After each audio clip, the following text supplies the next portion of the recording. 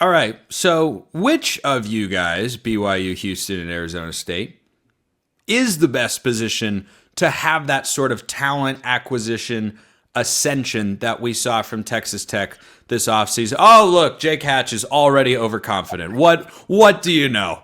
What do you know? Okay, Jake, go. Okay, here's how this is going to go. Each of you is going to have the opportunity, 2 minutes, unfiltered. Everybody else's mic will be muted. And you'll have the ability to make your case for your school, and then I will respond with why you're wrong. But yeah, you go ahead, Jake. You fire away.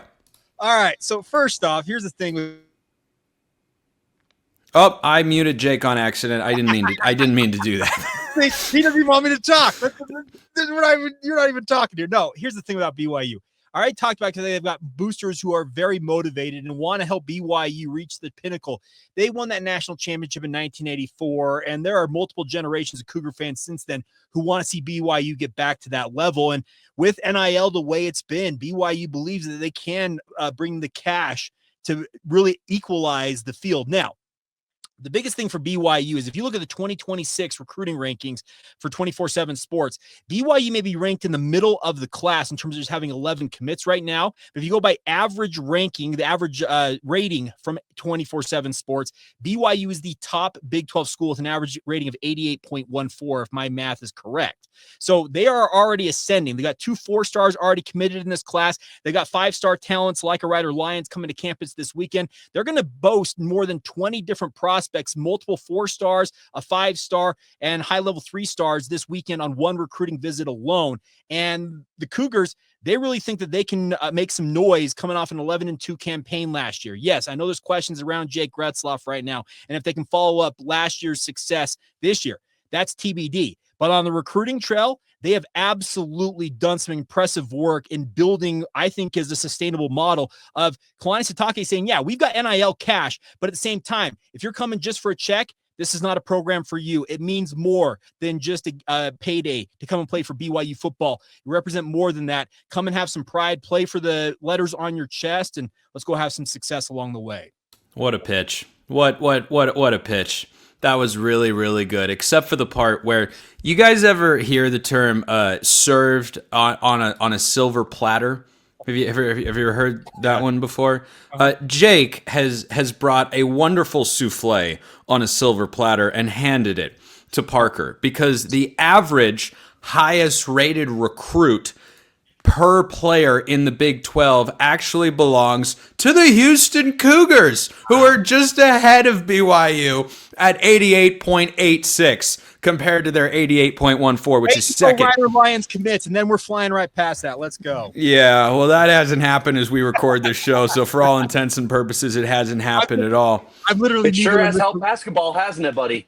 It has. Are you talking basketball? Wait, can we talk basketball? You want to do that right now? No. Football. Locked on college football with Spencer McLaughlin. That's the show. I'm enjoying needling the Oregon side of Spencer McLaughlin with the Ryder Lions. I don't know of this Oregon side. I am neutral arbiter of all things college football. I always have been. Oh, look, my Final Four zip up. Can you see that? Is that showing up well? Oh, sorry. No, actually, it's not. Not on that show. You could have told me that was a knockoff brand from a foreign country of anything, and I would have believed you. But anyways, I think Shade wants to talk to you about that, though, bud. So anyway, Parker, the floor will be yours now, and I'll mute the correct mics this time so you can make the pitch why Houston is best poised to be the best recruiting school in the Big 12.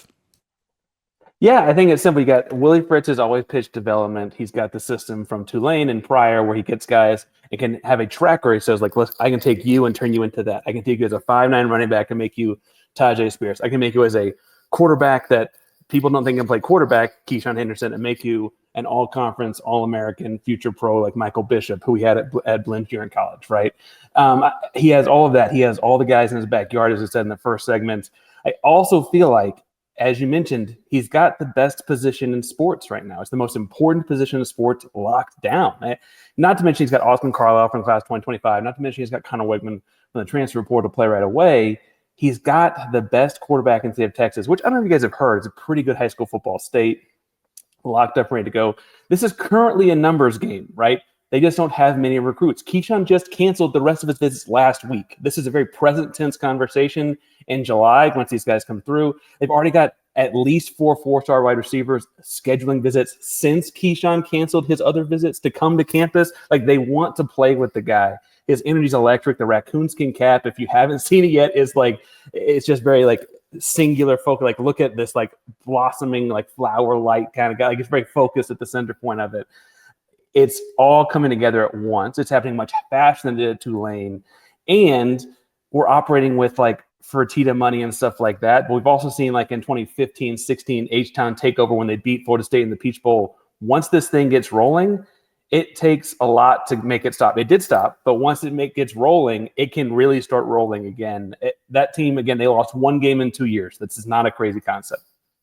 Not bad. Not bad. I don't know that I've been, swooned over properly by either of our first 2 pitches to this point, which leaves the door open for you, Richie, because unlike Keyshawn Henderson, I'm not shutting down my recruitment here.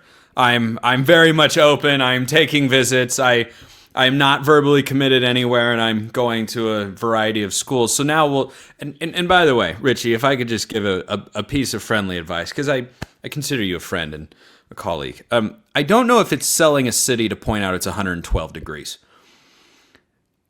Well, let me ask you this: Do you like the cold weather? Can we define cold? Do you like shoveling snow? Well, I don't like. I don't. You're never shoveling snow down here in Phoenix, Arizona. But that in and of itself is a stronger pitch than getting specific to the degrees, because 112. It's part of the year. Rest of the year, you're feeling pretty good outside. A lot of pretty golf courses. Just go to the mountains for training camp. It's that hot in the valley. Come on now, brother. Yeah. You will trade a few hot months of the year for great weather the rest of the year. But I'll tell you what. You want to know why you come to Arizona State? Okay, you go ahead and tell us. Yeah, that'd be great if Jake and Parker didn't want to talk perfect. Oh, that's what that mute button's for, baby. If you want to come to Arizona State, there's a few things going for you that we can talk about. We can talk about athletics. We can talk about how beautiful the area is, that you got a short drive to Rocky Top, a short drive to California, to Las Vegas. You can go up to Flagstaff for snow, whatever you want to do. But if you want to talk about the football program, I think it starts and ends with this. Yeah, Kenny Dillingham, one of the youngest coaches in sports, period, just took a 3-win Sun Devils team in his first year there to Big 12 champions, first year in the Big 12 conference. And he did it not with a ton of money, but with a very simple pitch of, hey, do you want to be a part of something? Because we got something going on here. They have a motto that they have. They say something to the extent of, have the most fun working harder than anybody else in the country. And they don't pitch you with Rolexes and $100,000 sports vehicles and stuff like that. They tell you what it is. Hey, you're going to come here. You're going to have to work your you-know-what off. Like, there's nothing that's given to you.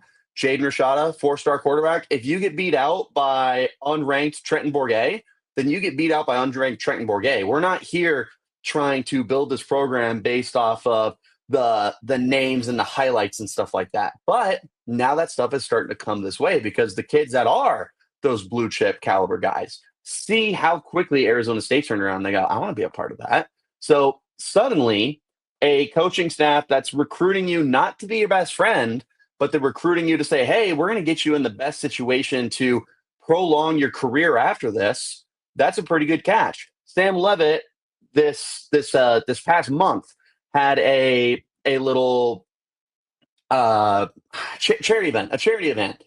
And some people were asking him, like, hey, you could have entered the transfer portal. Why didn't you? And he said, what's a few $100,000 when you can stay at a program that's getting you ready for the next level? I don't know about you guys. I've never heard a 20-year-old kid say, what's a few $100,000? Like, grand scheme of things, yeah, that's not a big amount of money to an NFL quarterback. But for 30-year-old Richie Bradshaw, what's a few $100,000? Let me tell you, Sam, what a few $100,000 is. That's a lot of bills. That's a lot of groceries. But that's where you've got these kids feeling about ASU right now is, yeah, the money's coming and everything. Everything is starting to culminate there, but right now they're selling this team based off of the prestige of what they can be and how quickly they're getting there, and it's in the ear of these kids.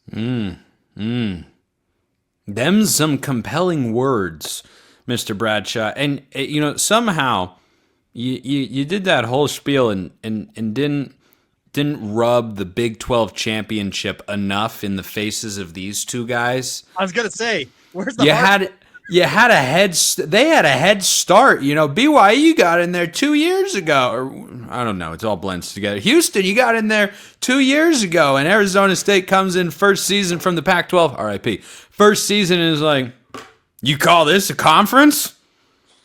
Mr. King? Nah. Is this? Yeah, that's right. I'm your king. You're Killmonger. Arizona State's Killmonger.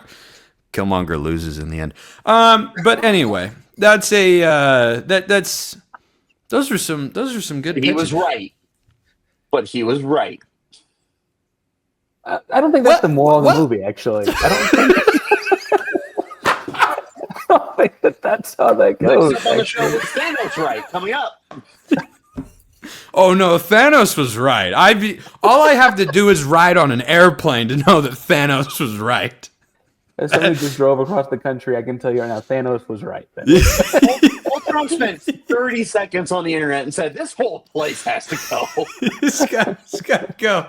It's got to go." All right, we're gonna wrap this up with actual football talk. As badly as I want this to descend into a conversation about Marvel movie themes and takeaways, because these guys are then going to debate with open mics. Presidential debate style, who's going to have the highest ranked recruiting class in 2026? Look at Parker, looks like he's getting ready for a boxing match. Oh yeah, don't miss that.